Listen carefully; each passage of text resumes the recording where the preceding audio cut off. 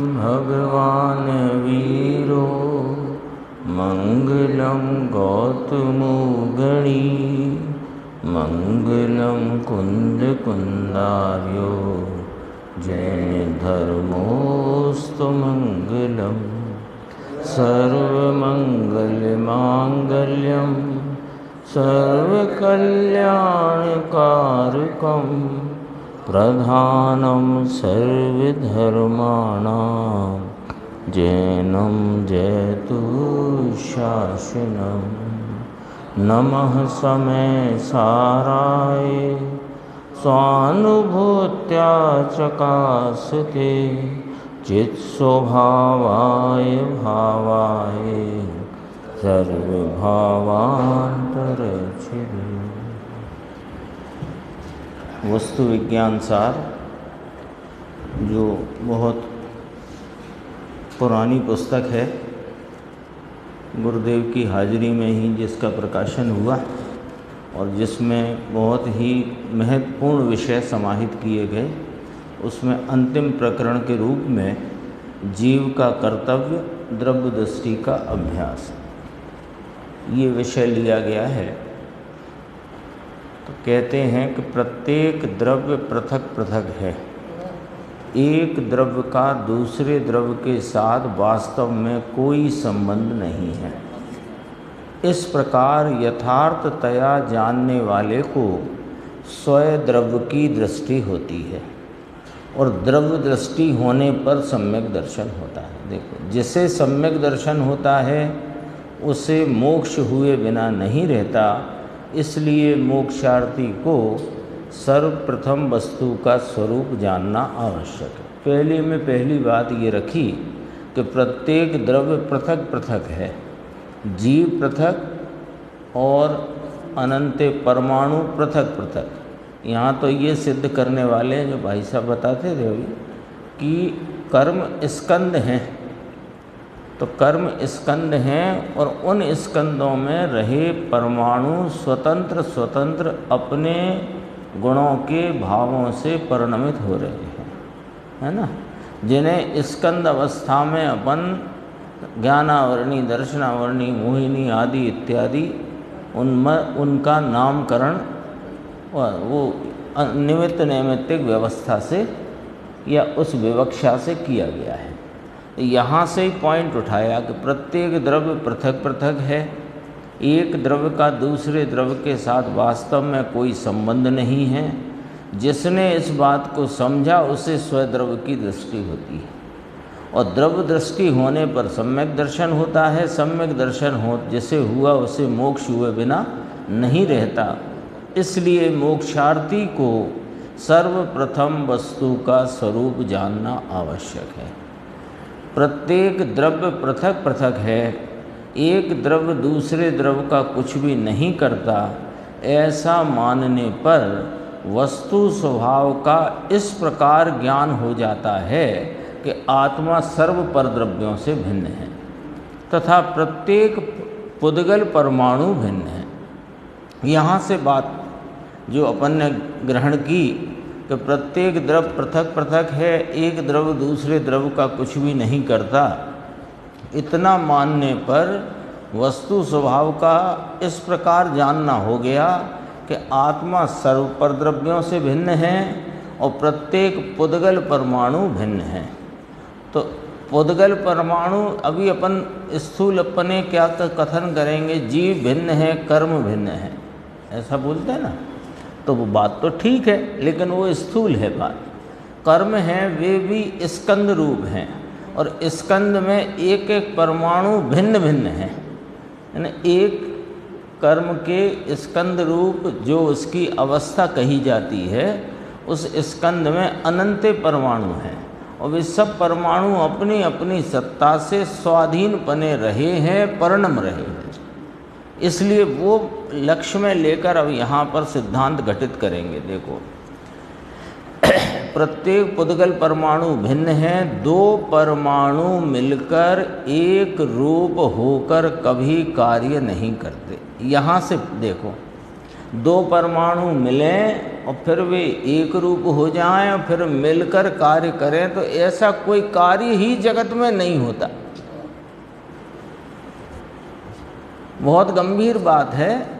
थोड़े अपन को इस दृष्टिकोण से विचार करो तो ये बात में वजन बहुत है कि दो परमाणु मिलते ही नहीं और मिलके वे मिलना तब कहलाए, वे एक रूप हो जाएं तो मिलना कहलाए। तो एक रूप होते नहीं, और एक रूप होते नहीं इसलिए दो मिलकर एक कार्य को कर नहीं सकते, है ना। तो कर्म का उदय रूप जो परिणाम है, वो उदय रूप परिणाम भी वास्तव में बहुत परमाणुओं का कार्य नहीं है। वहाँ भिन्न भिन्न रहे परमाणु अपने अपने भाव से परिणमित है। उसमें जीव की जो विकारी अवस्था में वे निमित्त कहलाते हैं, वो अपेक्षा कर्म का उदय कहने में आया है। वास्तव में तो वहाँ भिन्न भिन्न रहे अनेक परमाणु, अनंत परमाणु अपने अपने रूप से परिणम रहे, मिले ही नहीं है कभी। ये देखो ना, यहाँ दो परमाणु मिलकर एक रूप होकर कभी कार्य नहीं करते, क्योंकि प्रत्येक परमाणु भिन्न ही है। अब ये अपने सामने सिद्धांत आ गया कि प्रत्येक द्रव्य पृथक पृथक है, एक द्रव्य दूसरे द्रव्य का कुछ भी नहीं करता, आत्मा सर्व परद्रव्यों से भिन्न है, प्रत्येक पुद्गल परमाणु भिन्न है, दो परमाणु मिलकर एक रूप होकर कभी कार्य करते नहीं, क्योंकि प्रत्येक परमाणु भिन्न ही है। ये वस्तु की व्यवस्था अपने सामने है। अब देखो, जीव के विकार भाव होने में विकारी परमाणु अर्थात स्कंद निमित्त रूप हो सकते हैं, परंतु द्रव्य की अपेक्षा से देखने पर प्रत्येक परमाणु पृथक ही है। अब जो निमित्त नैमित्तिक विवक्षा की जो शैली है, उसमें ये कर्मोदय को या कर्म के उदय रूप भाव को जीव के विकारी परिणाम का निमित्त कहकर विवक्षा की गई। उसका भी कोई कारण तो होगा ना। कारण ये है कि जीव स्वभाव से तो पवित्र है, ज्ञान दर्शन स्वरूप है, चारित्र नाम वीतराग स्वरूप है, राग स्वरूपता जीव का स्वभाव ही नहीं। लेकिन जीव की परिणति में राग पाया जाता है। तो जीव की परिणति में राग पाया जाता है संसार अवस्था में, तो ये प्रश्न उठता है कि जब जीव का स्वभाव राग रूपता है ही नहीं, जीव का स्वभाव तो वीतराग है, जीव का स्वभाव तो जानना देखना सुख स्वरूप है, तो ये राग आया कैसे? अब इसकी यदि अपन खोज करें, जितनी चर्चा गुरुदेव श्री के द्वारा अपने सामने अनेक आगमों के आधार से, अनेक अध्यात्म ग्रंथों के आधार से आई, तो उसमें ये बात स्पष्ट है कि जीव का विकारी परिणाम भी उस समय का जीव का तत्समय की योग्यता से हुआ परिणाम है, यद्यपि वह स्वभाव रूप नहीं है। तो स्वभाव रूप नहीं है, फिर भी वह हुआ है, तो उसका ज्ञान कराने को कर्मोदय का निमित्त कहा। अब कर्मोदय को निमित्त कह सकते हैं, लेकिन उसी कर्मोदय को द्रव्य अपेक्षा से देखो तो उस परंतु द्रव्य की अपेक्षा से देखने पर प्रत्येक परमाणु पृथक ही है। जिन्हें हम कर्म कह रहे हैं और उनके उदय रूप परिणाम कह रहे हैं, है ना। तो वे जो कर्म कहे जा रहे हैं, वे वास्तव में अनंत परमाणुओं का समुदाय है स्कंद रूप, और उनके सबके कार्य जुदा जुदा हैं। लेकिन जीव के एक विकारी परिणाम को विवक्षा करने के लिए, उसे बताने के लिए, उसकी निरूपणा के लिए कर्मोदय को निमित्त कहा।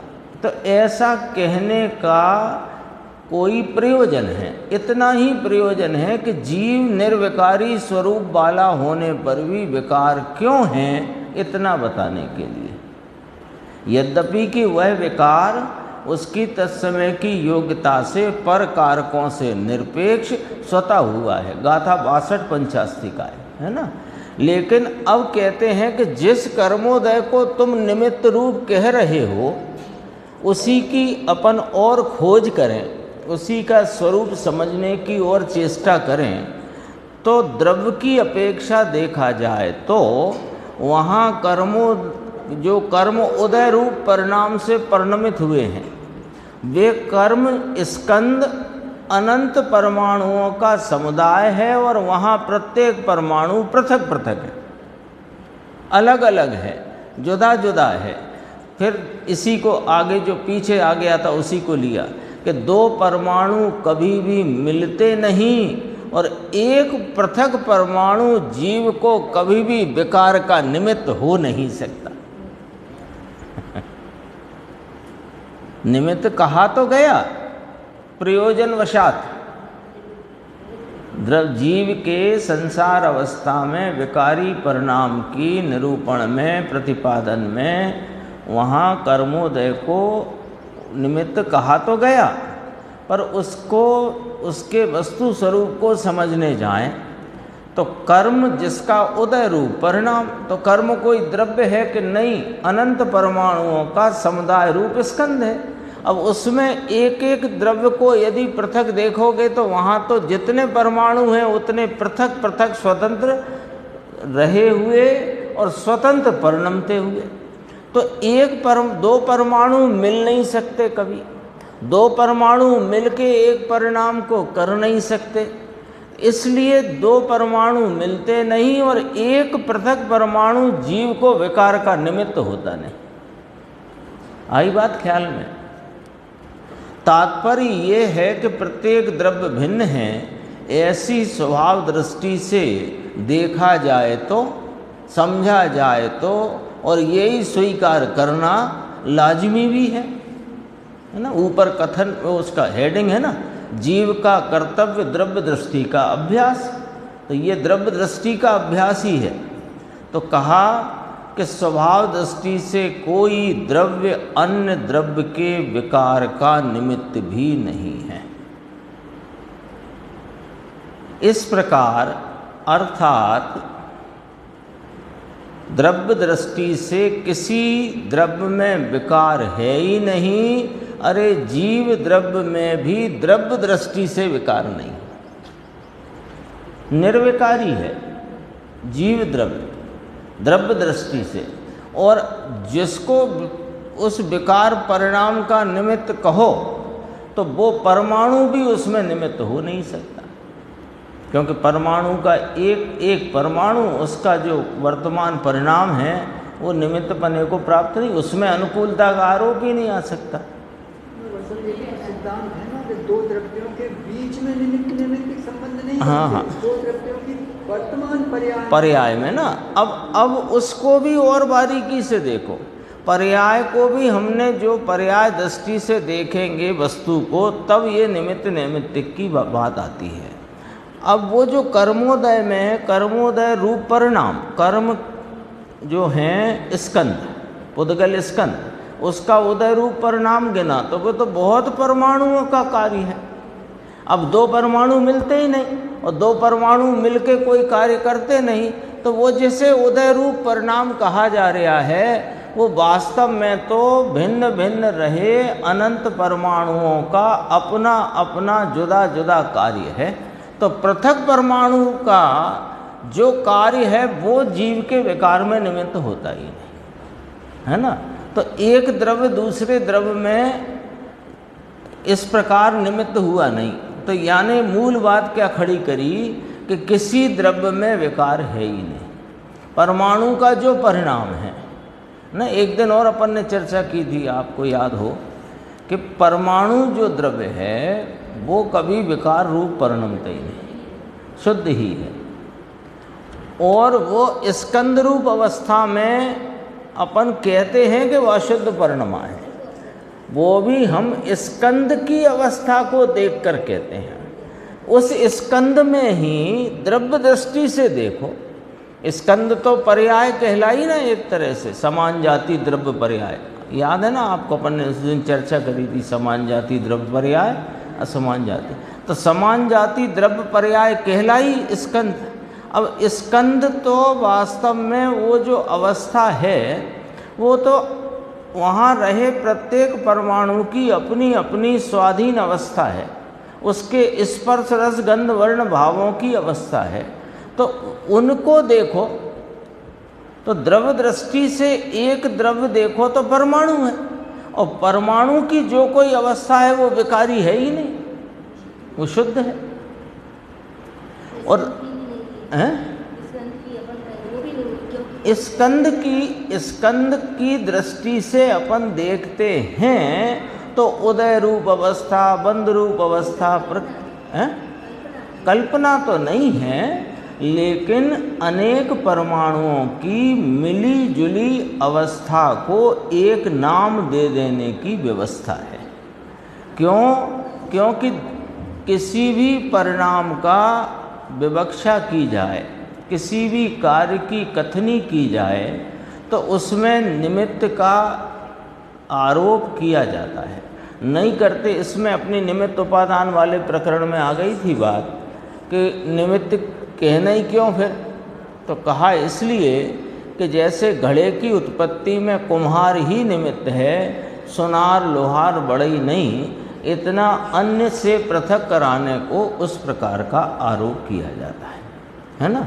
जैसे किसी को ये लगे कि मुझे किसी के प्रति क्रोध रूप या लोभ रूप परिणाम हुआ, तो ये व्यक्ति आया, ये माल पड़ा था सामने, गड्ढा खुदा, गड्ढे में नीचे असरफियों से भरा हुआ घड़ा था, तो मुझे लोभ का परिणाम हुआ, तो उसका निषेध करने को ये कहा कि तेरे उस प्रकार के लोभ कर्म का उदय ऐसा आया तो उसके निमित्त से यहाँ विकारी परिणाम हुआ, बस वो अन्य का निषेध करने को। अब उसी जिसे निमित्त कहा गया उसको द्रव्य दृष्टि से देखो, यहाँ पॉइंट ये है, द्रव्य दृष्टि से देखेंगे तो स्कंद देखना द्रव्य दृष्टि है ही नहीं, पर्याय दृष्टि है। तब स्कंद रूप जो अवस्था में द्रव्य दृष्टि से देखो, दिख तो रहा है स्कंद, लेकिन उस दिखते हुए स्कंद में दृष्टि द्रव्य की रखो तो क्या दिखेगा कि प्रत्येक परमाणु स्वाधीन सत्ता में रहा हुआ स्वाधीन परिणमित है, तो उसका एक परिणाम किसी को निमित्त होए ऐसा है नहीं। तो परमाणु स्वतंत्र भी विकार रूप नहीं होता, और जीव में भी द्रव्य दृष्टि से देखो तो जीव में भी विकार नहीं है। क्यों? कि जो विकार है वो एक समय का है और पर्याय अवस्था को देखने से दिखता है। जीव को भी द्रव्य स्वभाव से देखो तो उसमें भी कोई विकार है नहीं। ये द्रव्य दृष्टि का अभ्यास क्या होना चाहिए उसकी चर्चा है।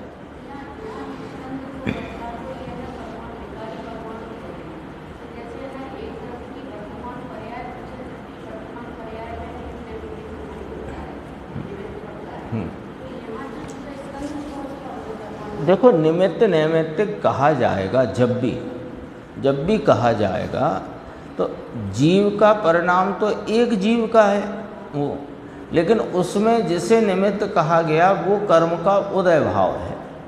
तो वो कर्म का उदय भाव है, जरा उसे देख लेते हैं क्या है कि कर्म जो है वो कौन है, द्रव्य है कि स्कंद है? स्कंद है। स्कंद है यानी कि वह समान जाति द्रव्य पर्याय रूप अनंत परमाणुओं का समुदाय है। तो अनंत परमाणुओं का समुदाय मिलके ऐसी अवस्था नहीं कर सकता जो जीव को निमित्त हो। अभी कल्पना नहीं, देखो कल्पना कह कर के यदि कहोगे तो पूरा जिनागम किस आधार पर है? तो ये द्रव्य दृष्टि से देखो ना, अभी अपन पर्याय दृष्टि से देखते हैं, तो अब द्रव्य दृष्टि से देखना और पर्याय दृष्टि से देखना, अब एक ही परिदृश्य को अपन दोनों दृष्टि से देखेंगे तो दो बात स्पष्ट होगी कि जीव की परिणति में हुआ विकार और उसमें कर्म रूप अनंत परमाणुओं के समुदाय रूप स्कंद का उदय रूप परिणाम, ये पर्याय दृष्टि से देखने का विषय है। अब इसी परिदृश्य को द्रव्य दृष्टि से देखो तो द्रव्य स्वभाव से देखा जाए तो जीव की अवस्था में जो विकार है वो स्वरूप जन्य नहीं, स्वरूप के अनुरूप नहीं, स्वभाव नहीं उसका, तो जीव के विकार नहीं द्रव्य दृष्टि से। और जो निमित्त कहा जाता है कर्म, उसको भी द्रव्य दृष्टि से देखो तो वहाँ भी अनंत परमाणु स्वाधीन सत्ता से रहकर स्वाधीन परिणमित हैं। तो वो एक परमाणु, दो परमाणु मिलकर के एक कार्य को नहीं करते। तो अब ये द्रव्य दृष्टि से देखा जा रहा है। पर्याय दृष्टि से देखेंगे तो वो समान जाति द्रव्य पर्याय रूप उनका जो मिला जुला परिणाम है, उस परिणाम को भी परिणाम ही कहा जाता है। जैसे ये जामुनी रंग का आपके हाथ में एक छोटा रूमाल है, जामुनी रंग का। अब जामुनी रंग की कौन से वर्ण, किस परमाणु में के वर्ण गुण में जामुनी पर्याय होती है? नहीं होती ना। नीली होती है, लाल होती है, काली होती है, सफ़ेद होती है, पीली होती है, ठीक है। अब वो जामुनी को पर्याय कहना कि नहीं कहना, क्या कहोगे आप उसे, है ना? तो उस पर्याय को कैसे पर्याय कहा जा रहा है और कैसे उसको समझना, तो पर्याय दृष्टि से ही पर्याय कह सकते हैं उसको, जामुनी रंग। द्रव्य दृष्टि से उसको पर्याय नहीं कह सकते, क्योंकि पर्याय दृष्टि से ही वो रूमाल में रहे अनंत परमाणुओं का समुदाय समान जाति द्रव्य पर्याय रूप से देखा जा रहा है।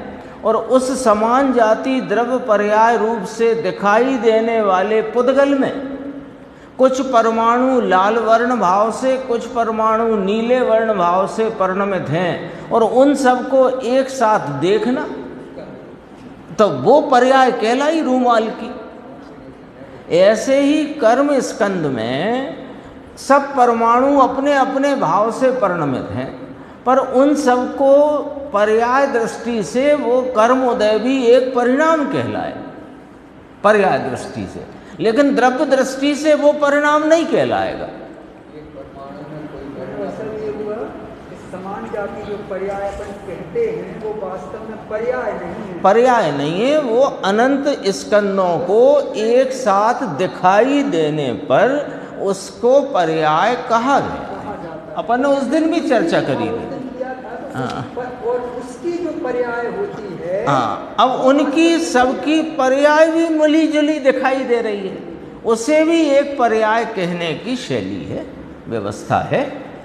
तो वो जो जामुनी रंग का रूमाल है, तो वो रूमाल की जामुनी पर्याय पर्याय कहलाएगी कि नहीं कहलाएगी? कल्पना नहीं है वो पर्याय कहलाई, पर वो पर्याय दृष्टि का विषय है। वो उसी रूमाल को द्रव्य दृष्टि से देखो, तो उस द्रव्य दृष्टि से देखा जाए तो वहाँ प्रत्येक परमाणु पृथक पृथक अपनी सत्ता में रहा हुआ अपने अपने वर्ण भाव से परिणमित है। जामुनी भाव तो किसी का है ही नहीं। जामुनी भाव से कौन, जामुनी कोई वर्ण गुण की पर्याय ही नहीं, लेकिन फिर भी वो रूमाल की जामुनी पर्याय कहलाती है ना। तो ऐसे ही वो जो कर्मोदय और जीव का विकार, इस परिदृश्य को पर्याय दृष्टि से देखो तो जीव की परिणति में विकार भाव है और उसमें कर्मोदय का परिणाम निमित्त है। अब इसी को, इस पर ये पूरा करणानि योग रखा हुआ है इस पर, लेकिन यही द्रव्य दृष्टि से देखो, अभ्यास द्रव्य दृष्टि का चाहिए। भले करणानि योग में जिस प्रकार निमित्त नैमित्तिक संबंधों के द्वारा वस्तु का स्वरूप, उसके परिणमन की व्यवस्था, अवस्था, संसार अवस्था, साधक अवस्था, साध्य अवस्था सब वर्णन किया कि नहीं किया, तो वो उसको भी समझने के लिए, उसकी भी वास्तविकता तक पहुंचने के लिए वो प्रत्येक भाव में उसे द्रव्य दृष्टि से देखने का अभ्यास चाहिए। ये यहाँ गुरुदेव श्री कहते हैं कि जीव को द्रव्य दृष्टि से देखो तो विकार नाम का कोई परिणाम जीव का नहीं। अद्धर से होता भाव है। और जो कर्मोदय का परिणाम है उधर परमाणु परमाणु भिन्न भिन्न है द्रव्य दृष्टि से देखने पर, और प्रत्येक परमाणु अपने भिन्न भिन्न परिणाम से परिणमित है। जब दो परमाणु मिलकर एक कार्य नहीं कर सकते तो कर्मोदय नाम का कार्य कोई परमाणु करे ऐसे किसी परमाणु की ताकत नहीं। जैसे जामुनी रंग से परिणमना परमाणु की ताकत नहीं। अशुद्ध नहीं परिणमा, यही तो कहना है। अशुद्ध नहीं परिणमा। देखो छोटा शुद्ध है और स्कंद में अशुद्ध है, ये पर्याय दृष्टि का कथन है, व्यवहार से कथन है। एक ही परिदृश्य को दो दृष्टियों से अलग अलग प्रकार से देखना है। पर्याय दृष्टि से कर्मोदय को निमित्त कहा गया और जीव का विकार निमित्त कहा गया, ये पर्याय दृष्टि का व्यवहार है। और द्रव्य दृष्टि से जीव के विकार भी नहीं और कर्म का कर्म रूप में रहे हुए, कर्म वर्गणा में रहे हुए, कर्म स्कंद में रहे हुए परमाणु, उनमें भी वास्तव में कोई उदय रूप परिणाम नहीं हुए, तो अपने अपने परिणाम से परिणमे। उसी को द्रव्य दृष्टि से देखो। जब द्रव्य दृष्टि आती है, द्रव्य दृष्टि का अर्थ है कि द्रव्य स्वभाव को देखने की दृष्टि, तो उसमें पर्याय को गौण कर दिया जाता है। कितना कि आंख बंद कर ली जाती है, फोड़ी नहीं जाती, बंद कर दी। पर्यायार्थिक चक्षु को सर्वथा बंद करके आता है ना। तो अब यहाँ अभ्यास करने की प्रेरणा दे रहे हैं अपने को कि द्रव्य दृष्टि का अभ्यास करो। यदि तुम पर्याय दृष्टि से ही सारे परिदृश्य को देखते ही रहोगे तो द्रव्य स्वभाव मेरा क्या है और पर का क्या है और पर का क्या हस्तक्षेप है मुझ में और मेरा क्या हस्तक्षेप पर में है, ये बात समझ ही नहीं पाओगे। और जब तक ये नहीं समझोगे तब तक सम्यक दर्शन की प्राप्ति नहीं, और सम्यक दर्शन नहीं तो मोक्ष की प्राप्ति नहीं। इसलिए मोक्षार्थी को पहले द्रव्य दृष्टि का अभ्यास करना चाहिए। यही तो कहा था पिछले पैराग्राफ में।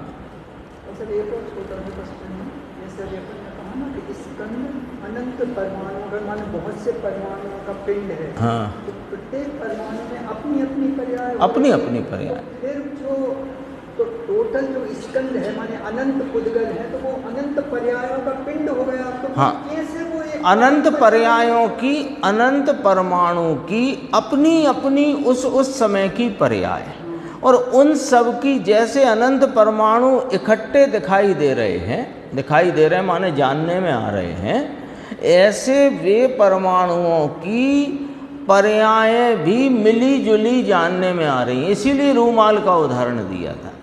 रूमाल है ना, कॉमन पर्याय कैसे होती है? कॉमन पर्याय नहीं है, पर उसे कहें क्या, पर्याय ही कहेंगे। यद्यपि कि वो पर्याय एक एक परमाणु की नहीं है और उस पर्याय को सब परमाणुओं ने मिलके भी किया नहीं है, ये भी समझना। लेकिन उन सब परमाणुओं की जो व्यक्तता के भाव हम इकट्ठे देख रहे हैं, तो वो जो इकट्ठा दिखाई देता हुआ भाव है उसे भी पर्याय ही कहा गया।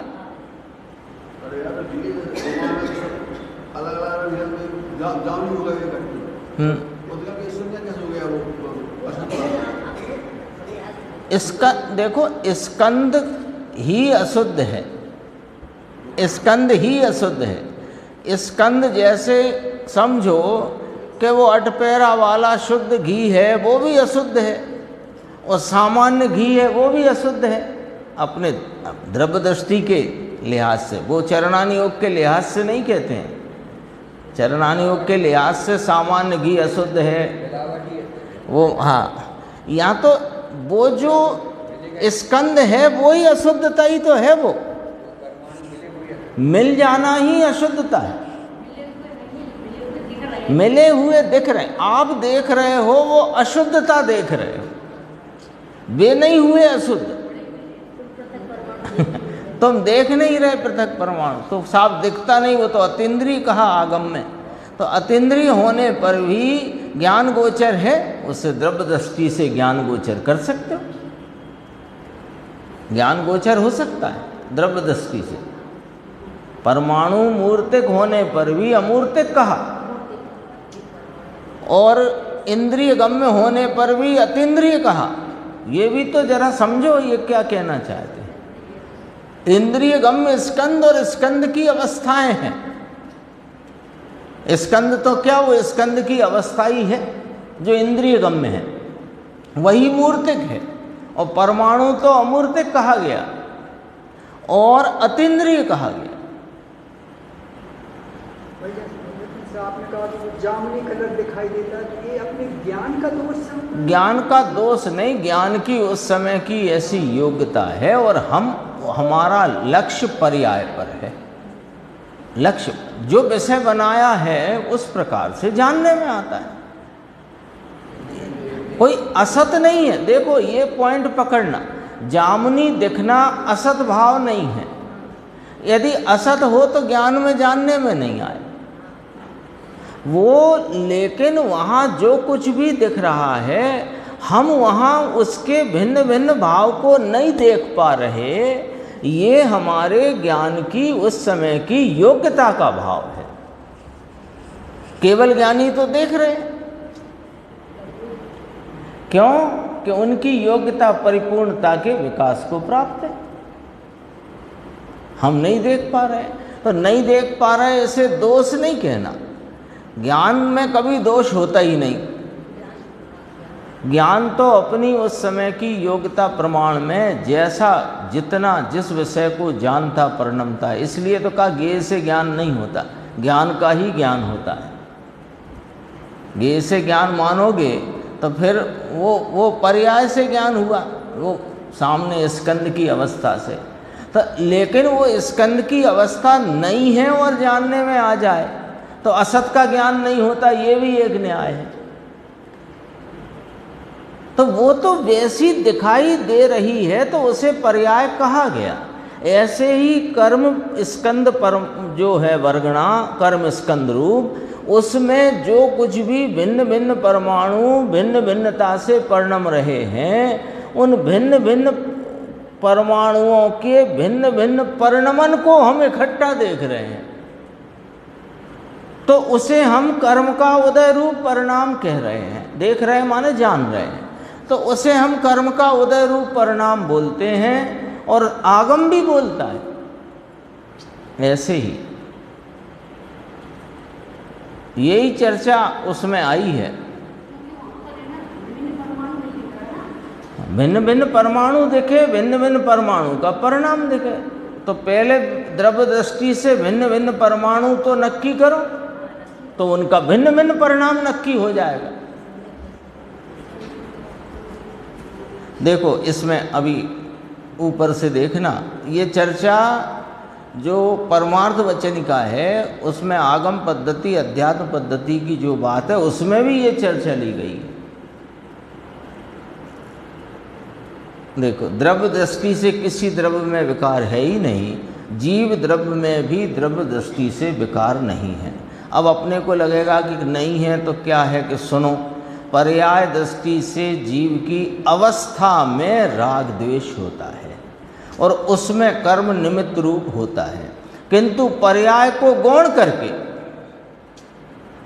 यदि उस कर्मोदय की अवस्था को अवस्था नहीं मानोगे तो जिनागम में जो निमित्त नैमित्तिक व्यवस्था से जो विवक्षा निरूपणा की गई है वो फिर तो तुम्हारी झूठी ठहरेगी।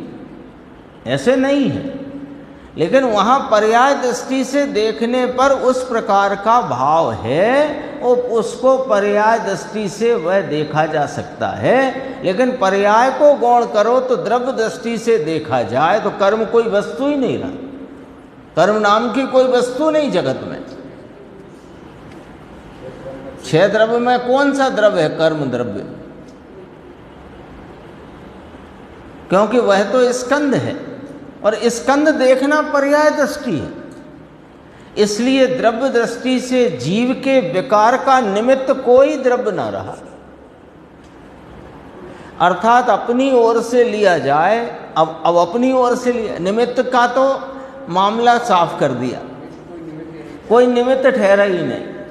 पर्याय दृष्टि को गौण करके कोई निमित्त नहीं ठहरता जीव के विकार। अब जीव की ओर से देखा जाए, अपनी ओर से लिया जाए तो जीव द्रव्य में विकार ही ना रहा।